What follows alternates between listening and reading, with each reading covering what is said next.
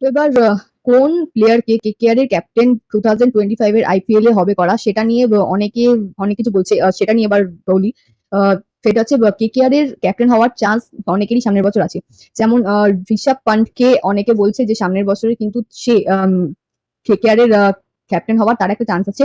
ওদিকে সূর্যকুমার যাদব অ্যান্ড শ্রেয়াস আইয়ারেরও কিন্তু কেকেআর এর ক্যাপ্টেন্সি পাওয়ার একটা কিন্তু চান্স আছে। তো এবার কথাটা হচ্ছে এখানে যে শ্রেয়াস আইয়ার যার আন্ডারে আগের বছরের আইপিএল কেকেআর জিতেছে। আমার মনে হয় কেকেআর মানে এত বছর পর একটা ট্রফি জিতে যাওয়ার পর মানে তার নেক্সট ইয়ারই যেই ক্যাপ্টেনের আন্ডারে তার আগের বছর জিতলো তাকে বাদ দিয়ে দেওয়াটা একদম ঠিক হবে না। রাইট? কেননা মানে তুমি যার আন্ডারে আগের বছর আইপিএল জিতলে তুমি নেক্সট ইয়ার তাকেই তুমি হচ্ছে ফিল্ম থেকে হচ্ছে যে বার করে দিচ্ছ। And it's not fair, right? টিমের প্রত্যেকটা টিমের সব টিমের না ক্যাপ্টেনরা অত ভালো কেউই খেলে না। রাইট? তাই যারা এটা বলছে যে না শ্রেয়াস আইয়ার তো ফিল সল্টের মতো অত ভালো খেলে না, সুমের মতো তো অত ভালো খেলে না, যারা এটা বলছে তাদেরকে এবার আমি সেটা বলি যে শ্রেয়াস আইয়ার কিন্তু যেখানে যেখানে দরকার হয় রানের সেখানে কিন্তু রান টেনে দেয়, সেখানে কিন্তু রান দিয়ে দেয়, ঠিক আছে, তুলে দেয়।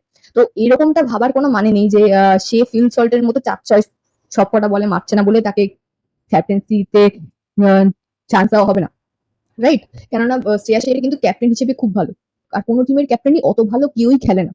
রাইট? তো সেখানে শ্রেয়াস আইয়ারকে আমার মনে হয় কেকেআর এর ক্যাপ্টেন নিয়ে নেওয়া উচিত, কেননা যার আন্ডারে আগের বছর জিতলো নেক্সট ইয়ার তাকে সরিয়ে দেওয়াটা is not fair I think.